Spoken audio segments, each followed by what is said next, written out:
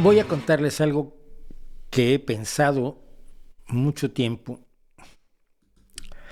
Algo en lo que he pensado mucho tiempo porque verán, les cuento la historia. Yo durante muchos años, entre otras cosas, cuando yo me dedicaba a escribir comunicación corporativa, comunicación de empresas en México, me permitió conocer además los entresijos de muchas empresas, procesos de producción, complejidades de los cadenas de suministros y demás, cosa que me ha servido para tratar de entender el mundo a mi alrededor en su complejidad.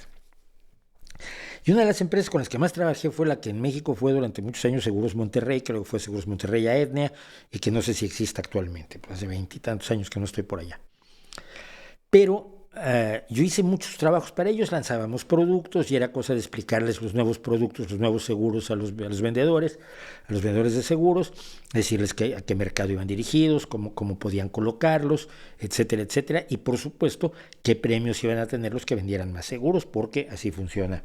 Así funciona el mundo de las ventas. Por lo menos en México es muy el sistema estadounidense de la convención anual de ventas y el premio y el viaje a París y el viaje a Acapulco y los reconocimientos al mejor vendedor. Así ha funcionado y así funciona. Y escribí mucho sobre la historia de los seguros. Y a mí me llamaba mucho la historia de los seguros porque tiene una característica que no entiendo cómo le molesta a otros cuando se traslada a otros espacios. A ver si me explico. El objetivo de un seguro es distribuir el riesgo. Es decir, tú pagas una prima por el seguro de tu auto. Si durante un año no chocas, ¿consideras que no debías haber pagado el seguro? ¿Que te robó el seguro? No. Considera que tuviste suerte y que bueno, pues seguirás pagando tu seguro por si un día pasa algo. El que chocó y pagaba una prima determinada puede recibir un beneficio mucho mayor. Es decir, puede recibir el precio total de su vehículo, que puede ser muchísimo mayor de lo que pague de primas de seguros durante todo el año. ¿Sí? Y así funcionan los seguros de vida, y así funcionan los seguros de incendios, y así funcionan los seguros contra robo, los seguros de responsabilidad civil, etc. La distribución del riesgo, la ley del promedio general. ¿Sí? Y a nadie le parece mal. Mira, las cooperativas, los guilds no me acuerdo cómo se llaman, los guilds en español, pero los guild en Holanda, todos los pescadores, por ejemplo, sobre todo los transportistas y los pescadores, la gente que se juega mucho la vida, organizó cosas parecidas a los seguros desde tiempo inmemorial, por lo menos desde tiempos de Hammurabi, porque hay disposiciones de seguros en el código de Hammurabi, créanlo ustedes o no. Pero piensen en el medievo, ¿no? La cofradía de pescadores era tal que si alguien no pescaba o perdía su barco, entre todos cubrían la pérdida. Todos aportaban en la inteligencia de que si un día a ellos se les hundía su barquichuela, los demás los iban a apoyar. Esto permite la supervivencia mutua en circunstancias adversas. Es muy simple, no me parece problemático. Y esto se puede hacer no solamente con dinero, se puede hacer con reconstrucción. Oye, mira, pues entre todos reconstruimos tu barquito. Generalmente los pescadores pues, también son carpinteros porque no muchas veces fabrican sus propias embarcaciones. Entonces, oye, mira, si pierdes tu barquichuela, pues entre todos construimos otra barquichuela y será la Pepita 2 y luego la hundes y es Pepita 3. Los vecinos se ayudan entre sí así. Había sociedades benevolentes, por ejemplo, entre los griegos y romanos en el 600 antes de la era común, que cuidaban a las familias de los miembros de la sociedad que habían muerto. Una especie de seguro de vida. Y pagaban los gastos de sus miembros.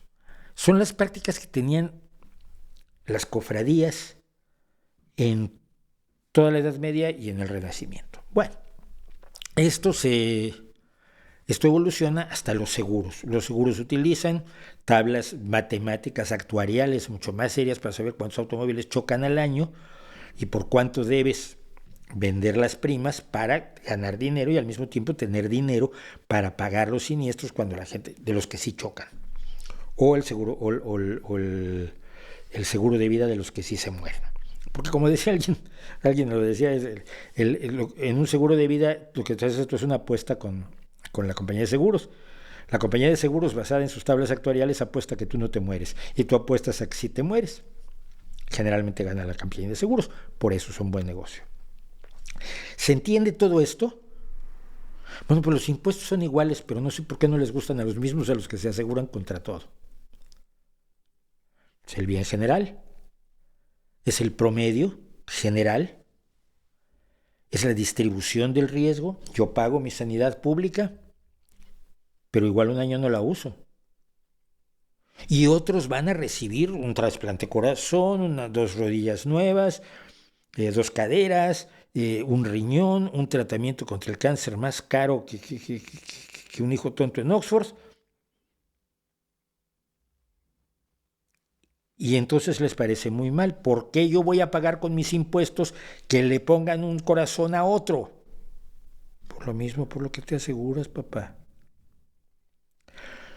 Yo nunca he visto una diferencia en eso. Obviamente hay gente que va a salir más beneficiada en un momento dado que otra. Pero a lo que estás jugando es a que si tú llegaras a necesitar ese beneficio, que exista los recursos necesarios para cubrirte. En la sanidad, en la educación. ¿Por qué le voy a pagar la educación a otro? Porque el día que no puedas pagar la educación a tus hijos, los otros les van a pagar la educación.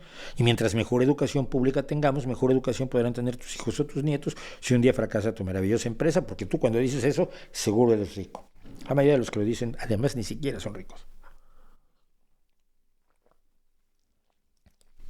Nadie que tenga millones de dólares está discutiendo conmigo en Twitter sobre Mercado Libre, ¿verdad?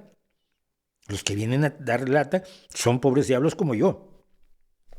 Pero defensores del individualismo y el ultraliberalismo, neoliberalismo, libertarianismo. ¿Y yo por qué tengo que pagar impuestos que son un robo para ayudar a otras personas? Cuando yo me basto por mí mismo, que no se bastan por sí mismos tampoco. Yo creo que no están pensando correctamente. El ser humano no es individual, lo sabemos, tiene derechos individuales, libertades individuales, por supuesto, y debe reconocerse su dignidad individual. Pero es un animal que sobrevive en sociedad, y sin la sociedad el ser humano generalmente muere. El superindividualista Mad Max y de la historia de los Estados Unidos y de los cuentos que se contaba Ayn Rand, pues no existe. Porque al final siempre está beneficiándose de la sociedad en la que vive. Y ahí tienen a Elon Musk, que no solo le está cobrando $4,500 al año por cada terminal a los ucranianos, sino está diciendo que se los está dando gratis porque quiere que Estados Unidos le pague. Porque Elon Musk ha vivido del dinero público toda su vida. Toda su vida. Entonces, yo quería dejar esta reflexión para que la tengan ustedes a ver qué diferencias hay entre los seguros que adoptan con tranquilidad y sin crítica alguna los que tienen dinero y los que podrían ser más individualistas, libertarianos, ultraneoliberales y demás, con lo que hacemos con los recursos de toda una sociedad para tratarle de resolver problemas a toda una sociedad, que esto implica poner presas y poner carreteras para que tus camioncitos lleven tus mercancías a donde las vendes, y que haya iluminación, y que haya policía, que haya ejército, y que haya bomberos, y que haya una serie de cosas de las que te estás beneficiando cuando crees que eres un individualista del copón bendito. Y no lo eres. ¿Me equivoco? Tal vez.